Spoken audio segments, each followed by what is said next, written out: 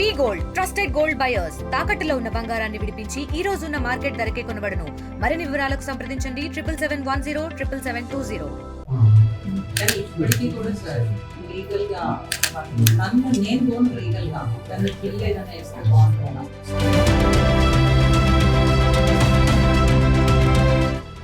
ఒక high level officer కి ఇంత అన్యాయం జరిగి ఈ అన్యాయం ఏంటి అని పిలిచి మళ్ళీ ఏదో చేస్తామని ఏం చేయకుండా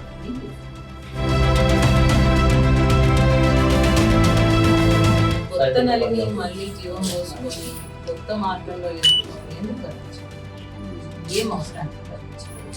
ఏమి చేయకూడదు 29 ఎందుకున్నారు? కేవలం జై తెలంగాణ అన్నాము అంతే. ప్రజల కోసం నిలబడ్డాను, అది తప్ప ఇన్నేళ్ళ నన్ను వేటాడి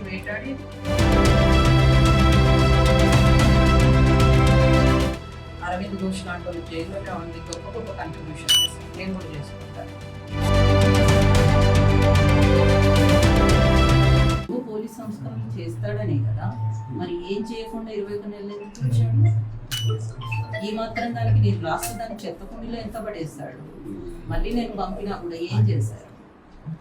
అదే అరగంట సేపు మాట్లాడే నాకు ఓపిక లేకపోయినా అరగంట సేపు అన్నాను. అది రాత్రి నాకు తెల్లారగంట దాకా నాకు ఎఫెక్ట్ అయింది. హార్ట్ కంట్రోల్కి రాలేదు నాకు. కానీ ఇప్పటికీ కూడా సార్ లీగల్ గా నన్ను నేను పోను లీగల్ గా దాన్ని బిల్ ఏదైనా వేస్తే బాగుంటుందని అనిపిస్తుంది. ఎవరు చేసిన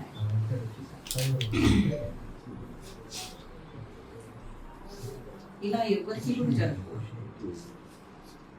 ఒక హై లెవెల్ ఆఫీసర్కి ఇంత అన్యాయం జరిగి నీ అన్యాయం ఏంటి అని పిలిచి మళ్ళీ ఏదో చేస్తామని ఏం చేయకుండా ఏంటి? This is too much. అందుకే ఈ ఎమోషన్స్తో చావాలనుకోలేదు నేను, అందుకే రాశాను. ఎప్పుడైతే రాశానో 50% ఎమోషన్ తీరిపోతుంది. నిన్న ఇన్స్పెక్టర్లు వచ్చారు, కడిగి పడేసాను అరగంట సేపు, ఇంకో 25% తీరిపోయింది. ఇంకా మొత్తం నా ఫైల్ క్లియర్ అయిపోయి నన్ను ఆ రోజు సస్పెండ్ చేయడం తప్పు అని అందరి ముందు అని దానికి నాకు పరిహారం అంతా ఇస్తే అప్పుడు 100% అయిపోయింది. ఇంకెవరు ఏం సహాయం చేయాల్సిన అవసరం లేదు. నా డబ్బుతోటే నేను ఏం చేయాలనుకుంటానో అది చేస్తాను సార్. కానీ ఏమి చేయలేకపోతున్నానే. అక్కడ మా గురుకులం దగ్గర స్థలం కొనుక్కున్నాము, దాన్ని ఎంత కష్టపడాల్సి వస్తుంది. దాన్ని ఆ చిన్న అమౌంట్ కోసం కదిలించకుండా ఉండాలి సార్. కొత్త నలిని మళ్ళీ జీవం పోసుకొని కొత్త మార్గంలో ఎందుకు కనిపించారు? ఏం అవసరానికి కనిపించారు? ఏమి చేయకూడదు 29 నెలలు ఎందుకున్నాడు చెప్పి అడిగాను. ట్రాన్స్ఫర్ గారు ఇంతకుముందు కూర్చోడు, ఆయన కలెక్ట్ చూస్తాడు. కానీ సార్ ఇది మాత్రం అన్యాయం. ఇలా ఏ ఆఫీసర్కి జరగదు.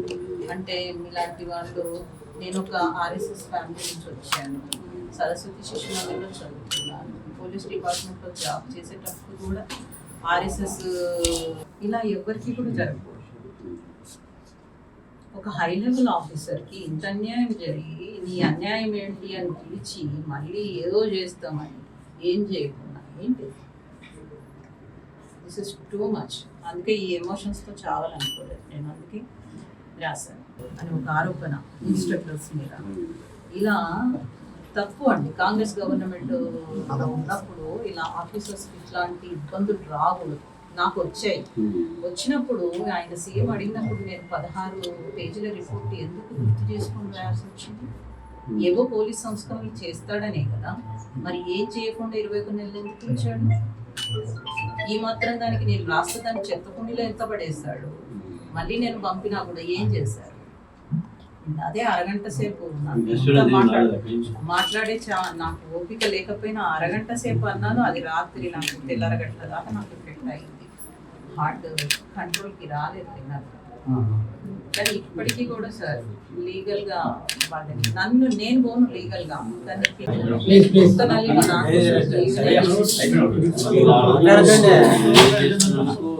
ఎక్కువ గట్టిగా మాట్లాడలేదు.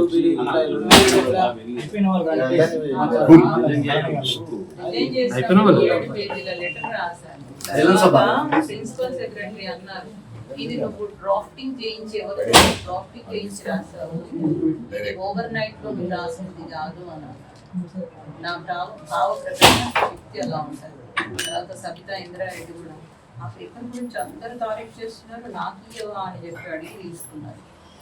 అట్లాంటిది ఇప్పుడు అవి ఏమీ లేవు సార్. నన్ను ఏమని సస్పెండ్ చేసినప్పుడు దానికి నేను చెంప పెట్టేలాగా నేను ఎంత స్ట్రాంగ్ గా కౌంటర్ ఇచ్చినా అవేమి నా దగ్గర లేవు. ఇప్పుడు డీజీపీ ముందు హాజరు కాబట్టి నేను ఎట్లా హాజరైతా? నేనేమో కల్పెట్టినా, అందుకే ఫిల్ అయ్యండి లాగండి ఆయన్ని.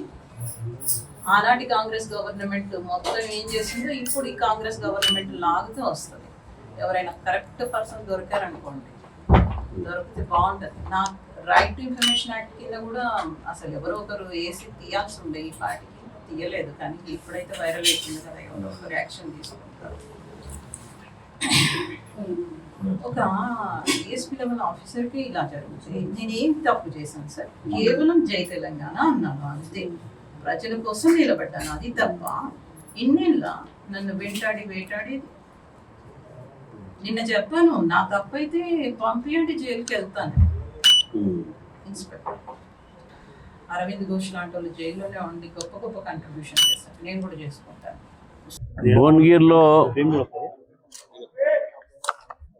నల్లి గారు ఇంతకుముందు డిఎస్పీగా పనిచేసి 2009 ఆ ప్రాంతంలో తెలంగాణ ఉద్యమం జరుగుతున్న సమయంలో జై తెలంగాణ నినాదంతో వారు పోలీసు ఫోర్స్లో ఉన్నప్పుడు కూడా తెలంగాణ ఉద్యమానికి సపోర్ట్ చేసినందుకు అప్పుడు ఉన్నటువంటి పరిస్థితిలో రాజీనామా చేసి, ఆ రాజీనామా తర్వాత డిపార్ట్మెంట్ సస్పెండ్ చేసి, మరి ఇంతవరకు ఆ సస్పెండ్ అయిన తర్వాత కూడా వారికి రావాల్సినటువంటి ఒక బెనిఫిట్స్ ఏదైతే ఉంటాయో అవన్నీ కూడా ఇంతవరకు ప్రభుత్వం రిలీజ్ చేయకుండా, గత ప్రభుత్వం కానీ ఈ ప్రభుత్వం కానీ, మొన్న కాంగ్రెస్ ప్రభుత్వం వచ్చిన తర్వాత ముఖ్యమంత్రి గారు స్వయాన వారు చెప్పినట్టు విషయం ఏంటంటే వారికి రావాల్సినటువంటి ఒక ఎంటైర్ బెనిఫిట్స్ అది దాదాపు 2-3 కోట్ల పైగా ఉంటాయి, అది నేను రిలీజ్ చేస్తానని చెప్పి కూడా చెప్పడం జరిగింది.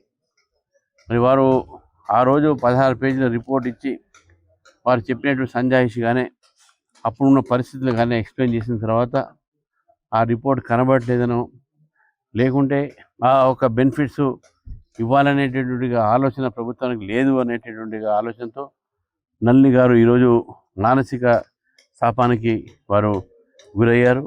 మరి వారి ఆరోగ్యం కూడా చాలా క్షీణించింది.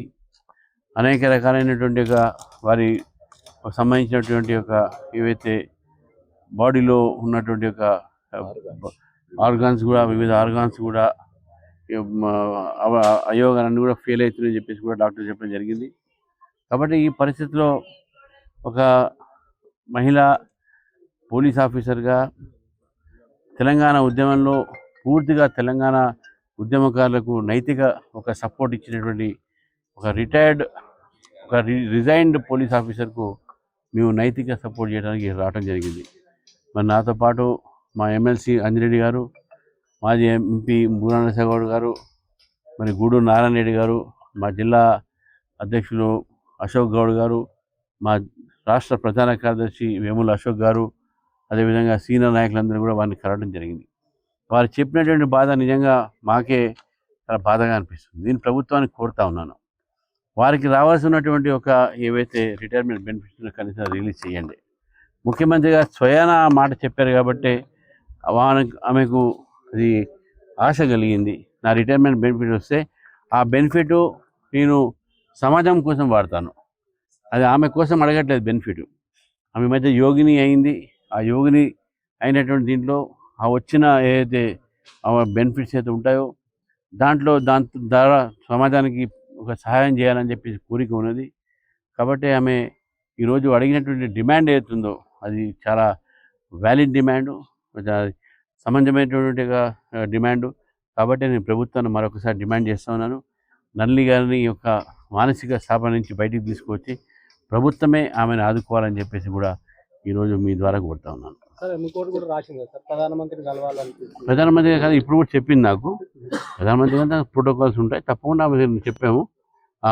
దానికి ఆమె అపాయింట్మెంట్కి ముందు అడిగితే అపాయింట్మెంటు దాని ద్వారా వాళ్ళకి, ఎందుకంటే ప్రధానమంత్రి గారి అపాయింట్మెంట్ తీసుకోవాలంటే దానికి కొన్ని ప్రోటోకాల్స్ ఉంటాయి.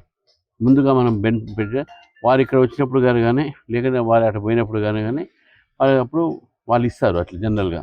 ఇప్పుడు ఢిల్లీ పోయినంటే తప్పకుండా మాకు చెప్తే మేము తప్పకుండా పార్టీని ఫార్వర్డ్ చేస్తాం. తెలుగులో న్యూస్ కి ఫాస్టెస్ట్ యాప్ ఇప్పుడు టోటల్లీ న్యూ అవతార్లో జస్ట్ 5 seconds లో కంప్లీట్ న్యూస్. సోషల్ మీడియాలో ట్రెండ్స్ కి one stop solution. Live TV app voice search option తో ఇప్పుడే డౌన్లోడ్ చేయండి లేదా అప్డేట్ అయిపోండి. యాప్ లింక్ డిస్క్రిప్షన్ లో ఉంది.